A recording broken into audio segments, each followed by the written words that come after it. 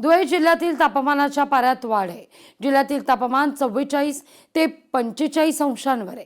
उकाड्यामुळे फळांच्या मागणीत प्रचंड वाढ होतीये।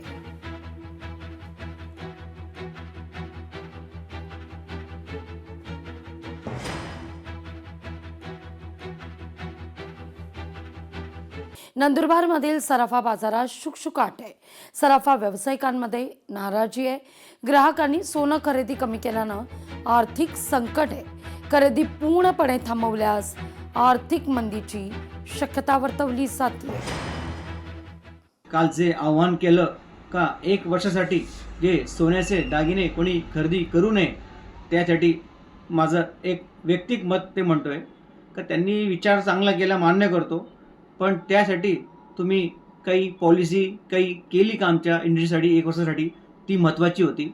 तुम्ही आमचे मोठे म्हणजे ज्वेलरी लोक आहेत त्यांना तुम्ही अभ्यासात घेतलं का? त्यांना विचारणा केली होती का? काही याच्या मागे फार मोठा प्रश्न, गंभीर प्रश्न होणार आहे, आर्थिक प्रश्न। काल रात्री देशाचे पंतप्रधान नरेंद्रजी मोदी यांनी लोकांना आवाहन केल्याने ग्राहकांमध्ये संभ्रम निर्माण झालेला आहे। संपूर्ण बाजारात आज शुकशुकाट आहे। याच्यामुळे सोनारी समाज किंवा सोन्या समाजाच्या याच्यामुळे संभ्रम निर्माण झाल्यामुळे ग्राहकांवर जो इफेक्ट झाला तर त्या अनुषंगाने उपासमारीची वेळ आलेली आहे। अनेक दुकानदारांना आपले स्टाफ कमी करावे लागतील। याच्यावर अनेक इंडस्ट्रीज कामाला लागलेल्या असतात। अमरावतीत माणुसकीला कायमा भासणारी घटना आहे।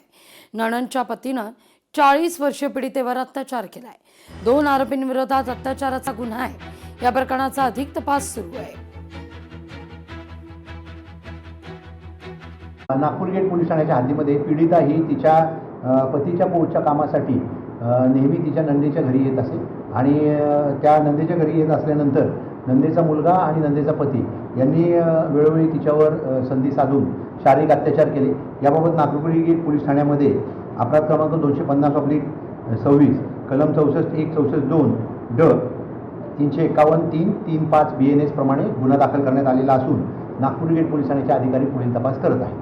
नाशिकमध्ये कांद्याला भाव मिळत नसल्यानं शेतकरी हवालदिल आहे, संतापतोय।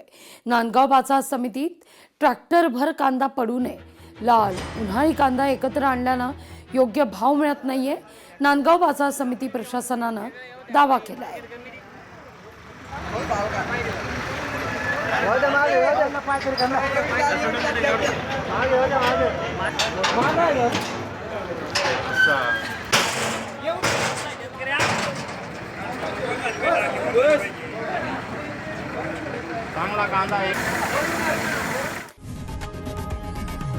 लोकशाही मराठी ऐका, पहा, जागरूक रहा।